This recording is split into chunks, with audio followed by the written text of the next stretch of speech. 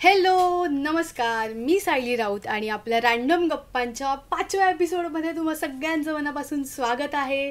मी खूप खुश आहे अर्थातच, कारण की ही गोष्ट खूप रँडमली सुरू झालेली आणि आज मी ह्याचा 5वा एपिसोड शूट करायला बसले. म्हणजे दर आठवड्याला एक या आणि 4 आठवडे आपण कंटिन्युअसली रँडम गप्पा मारतो एकमेकांशी. आणि व्हिडिओ चालू करण्याच्या आधी मी नेहमीच जे सगळ्यांना सांगते, चॅनलला सबस्क्राईब करा. अर्थात तुम्हाला करायचंच आहे, पण महत्त्वाची गोष्ट शेअर करायची आहे ती म्हणजे नुकतेच आपल्या चॅनलला 2500 सबस्क्रायबर्स कंप्लीट झालेले आहेत. थँक्यू सो मच सगळ्यांना ज्यांनी व्हिडिओ शेअर केला आहे आणि चॅनलला सबस्क्राईब केलं आहे. आणि जर अर्थात तुम्ही केलं नसेल तर हीच ती वेळ, हाच तो क्षण, लगेच चॅनलला सबस्क्राईब करून टाका. तर आजचा आपला विषय आहे शालेय वक्तृत्व स्पर्धा.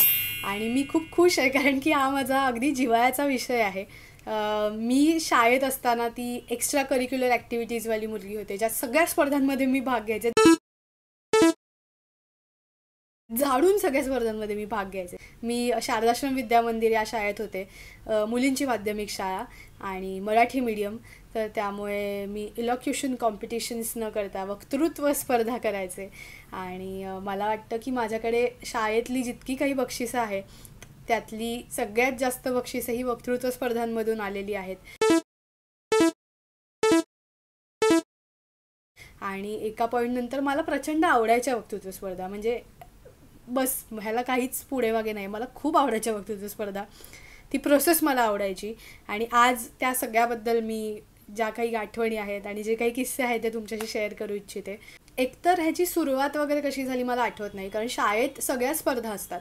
म्हणजे वक्तृत्व तर झालंच, गीतगायन स्पर्धा म्हणा किंवा हस्ताक्षर स्पर्धा, पाठांतर स्पर्धा असते, त्यानंतर चित्रकला स्पर्धा असते, निबंध स्पर्धा असते.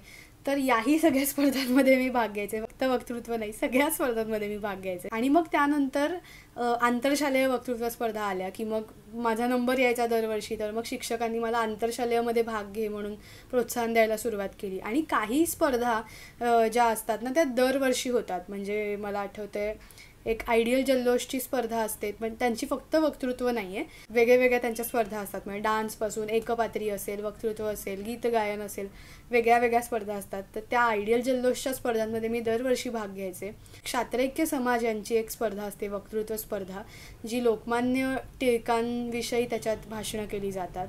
आणि ती स्पर्धा मी त्या स्पर्धांमध्ये दरवर्षी भाग घ्यायचे. आणखी अशा बऱ्याच स्पर्धा असतील, आत्ता मला ऑफकोर्स आठवत नाही आहेत सगळ्यांची नावं. आणि आधी काय व्हायचं, पप्पा मला माझी सगळी भाषणं लिहून द्यायचे. नंतर हळूहळू मी लिहायला शिकले, स्वतः अभ्यास करून त्या विषयाचा, त्याबद्दल लिहिणं, मग पाठ करणं आणि सादरीकरण हे सगळं मग मी करायला लागले. आधी मला रेडीमेड भाषणं लिहून मिळत होती. किस्से 2-3 मला आठवत आहेत. ते म्हणजे की एकतर त्या ज्या क्षात्रैक्य समाजमधल्या स्पर्धेबद्दल बोलले, जिथे मी एक भाषण केलेलं आणि मला बक्षीस मिळालेलं त्या स्पर्धेत. तर त्यामुळे आपल्या शाळेचं जे एक मासिक येतं ना, ते माझं वक्तृत्व स्पर्धेचं भाषण लिहून आलेलं त्या मासिकामध्ये. आणि मी 8वीची गोष्ट आहे ही, आणि तेव्हा मी निवेदन करत होते. मुलींना बोलवणं, त्यांची नावं, प्रस्तावना, आभार प्रदर्शन, हे सगळे प्रकार माझ्या हातात होते. आणि तेव्हा मी बसले स्टेजवर, आणि परीक्षक तेव्हा आमचे स्टेजवरच बसायचे, सगळे शिक्षक जे निवडलेले असायचे परीक्षक, आणि स्टेजवर उभं राहून भाषण व्हायचं. तर मी आपल्या एका मुलीचं नाव घेतलं आणि ती आली आणि सुरू झाली बोलायला. आणि तेव्हाही टिळकांचाच विषय होता त्या स्पर्धेसाठी. आणि मी भाषण ऐकते आणि मला असं झालं की हे कुठेतरी ऐकल्यासारखं वाटतंय मला, किंवा हे काहीतरी मला वाचल्यासारखं वाटतंय वगैरे. आणि मग मला रिअलाईज झालं की हे तर माझं छापून आलेलं भाषण आहे. आणि मी कमी जास्त प्रमाणात त्याच्यात थोडेफार बदल करून टिळकांविषयी तेच भाषण सादर करणार होते. आणि माझं असं झालं, आत्ता मी काय करू, म्हणजे सेमच होणार आहे ऑलमोस्ट सगळं. मग बाईने सांगितलं की बाई, हे माझं भाषण आहे जे छापून आलेलं आपल्या मासिकामध्ये, तेही बोलते. ही बाई म्हणाल्या की ठीक आहे, तू तुझं असेल ते बोल. आणि त्याच्यानंतर मी अर्थातच जे माझं लिहिलेलं होतं तेच अर्थात बोलले. पण हा एक किस्सा झालेला. आणि अजून एक किस्सा ज्याने मला वाटतं माझ्यात बऱ्याच गोष्टी चेंज झाल्या, ते म्हणजे 10वीला असताना एक वक्तृत्व स्पर्धा होती. राम मंदिर ट्रस्ट आहे दादरला, तिकडे स्पर्धा होती. आणि आम्ही शाळेतूनच तिकडे नेणार होते सर आम्हाला. आणि त्या स्पर्धेत माझं नाव दिलेलं, आमचे कदम सर म्हणून तेव्हा वर्ग शिक्षक होते, त्यांनी माझं नाव दिलेलं तिकडे. आई हा विषय होता. आणि माझं असं झालं, ठीक आहे मी लिहेन, आता आज लिहेन, उद्या लिहेन करत माझ्याकडून ते लिहायचं राहून गेलं. मी खूप लाईटली घेतली ती गोष्ट. आणि स्पर्धेचा दिवस आला आणि माझं झालं, सर मी नाही लिहिलं आहे, सॉरी, मला नाही जे म्हणा, आपण नको जाऊया, तुम्ही माझं नाव कॅन्सल करा. आणि त्यांचं असं झालं की नाही, आत्ता मी कॅन्सल नाही करू शकत आहे, आणि तू मला हे आधी सांगायला हवं होतंस. तू नाव दिलं आहेस तर तू चल, तिथे जाऊन आपण बघूया काय होतं आहे ते. किंवा तिथे जाऊन तू सांग की माझी तयारी नाही. आणि जसं झालं, अरे यार मी हे काय करून बसले, मी का लिहिलं नाही आहे. आणि सर मला घेऊन गेले त्या स्पर्धेला. मी म्हटलं की ठीक आहे, आपण थोडा विचार करूया आणि काहीतरी करूया. युजली 5 ते 7 मिनटं आपल्याला बोलायचं असतं स्पर्धांमध्ये. मी गेले स्टेजवर आणि मी बोलले 7 मिनटं आईबद्दल. आणि मी काहीच कोट्स वगैरे त्याच्यात टाकले नव्हते की स्वामी तिन्ही जगाचा आई विना भिकारी, काहीच मी बोलले नाही. मी रँडम किस्से सांगत होते घरात घडलेले आईसोबतचे, किंवा मी अशा रोजच्या जीवनातल्या आईशी रिलेटेड गोष्टी सांगून टाकल्या. आणि इवन म्हणजे मला स्वतःला विश्वास नाही बसला, माझा पहिला नंबर आला तेव्हा. हा किस्सा सांगण्याचं कारण की स्पर्धा या आपल्या आयुष्यात किती महत्त्वाचं काम करतात.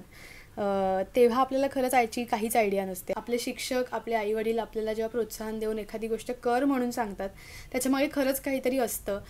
मला वाटतं ही जी स्पर्धा होती जिथे मी काही तयारी न करता जाऊन बोलले, अर्थात माझी चूक होतीच, मी हे असं नाही करायला हवं होतं, पण मला उत्स्फूर्तपणे बोलण्याची जी क्षमता माझी तयार झाली ती या स्पर्धेमुळे तयार झाली. बऱ्याचदा वक्तृत्व स्पर्धांमध्ये, म्हणजे मी जी एक आयडियल जल्लोषची स्पर्धा म्हणाले, त्यांचं असं होतं की कॉलेजमध्ये असताना मी त्या स्पर्धेमध्ये भाग घेतलेला आणि तिथे 2 राऊंड्स होते. पहिल्या राऊंडमध्ये तुम्ही तुमचं लिहिलेलं जे भाषण आहे त्याबद्दल बोलायचं, आणि नंतरच्या राऊंडला तुम्हाला एक चिठ्ठ्या दिल्या जातात आणि त्यातली एक चिठ्ठी उचलून त्या विषयावर तुम्हाला 1.5 मिनटं विचार करायचा आहे आणि 3 मिनटं बोलायचं आहे. ॲक्च्युली ह्याच्यासाठी ना तुमचं वाचन खूप लागतं. तर हे सगळं करण्याचं कारण या स्पर्धांचं महत्त्व. तुम्हाला या स्पर्धा खूप काही शिकवून जातात. म्हणजे वक्तृत्व स्पर्धेने मला खूप काही दिलं आहे. एकतर माझं स्टेज फिअर गेलं, म्हणजे 100-150 लोक समोर बसली आहेत आणि माईक आपल्या हातात आहे आणि आपण स्टेजवर एकटेच आहोत आणि आपल्याला बोलायचं आहे. तर कसं बोलू मी, काय होईल माझं, हे सगळे विचार अर्थात सुरुवातीला यायचे, पण ही जी भीती आहे ती नंतर हळूहळू कमी होत गेली. कॉम्पिटेटिव्हनेस थोडासा आपल्याकडे हवा, आपल्याकडे ती जिद्द हवी, ती ह्या स्पर्धा तुम्हाला देतात. त्याच्यानंतर माझी वाचनाची आवड खूप वाढली, किंवा माझं वाचन वाढलं मी म्हणेन.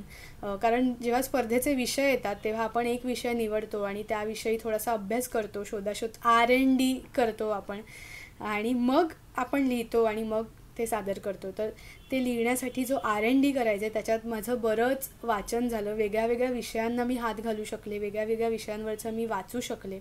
आणि एक गोष्ट मला इथे ॲड करायची की या सगळ्या स्पर्धांचे परीक्षक ते स्वतः खूप चांगले वक्ते असतात आणि म्हणून ते तिथे परीक्षक म्हणून बसले आहेत अर्थात. पण त्याच परीक्षकांचा स्पर्धकांशी, ते लहान विद्यार्थी असतील किंवा मग इंटर कॉलेज कोणत्याही स्पर्धा ज्या वक्तृत्व असतात त्यांचं तसंच काही त्यांच्याशी पर्सनल संबंध नाही आहे ना, किंवा ओळख नाही आहे. पण तरीही ते लोक स्पर्धा झाल्यानंतर लोकांना पर्सनली सांगतात. म्हणजे मला हा अनुभव तर दरवेळी आला आहे की आपण जेव्हा त्यांना भेटायला जातो ना तेव्हा त्यांनी मला सांगितलं आहे की तू हे खूप छान केलंस, पण तुझं हे चुकलं, हे तू कदाचित अजूनही सुधारणा करू शकतेस तुझ्या बोलण्याच्या पद्धतीमध्ये म्हणे, किंवा हा मुद्दा तू जर असा मांडू शकली असतीस तर ते जास्त चांगलं झालं असतं. ह्या ज्या पर्सनली तुम्हाला टिप्स देतात ना ते लोक, हे म्हणजे ही खूपच अप्रिशिएट करण्यासारखी गोष्ट आहे. त्यांना काहीच गरज नाही आहे खरं तर, ते रिझल्ट सांगून निघून जाऊ शकतात. पण हे बरेच परीक्षक मी बघितले आहेत की हे ते करतात.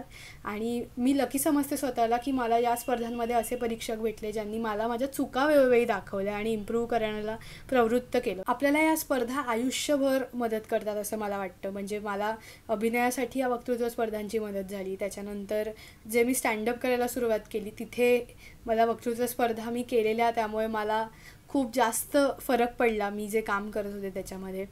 त्यानंतर इवन आत्ता हा व्हिडिओ बनवताना मला वाटतं की ह्या स्पर्धा ज्या मी भाग घेतला त्यामुळे आज मी आहे.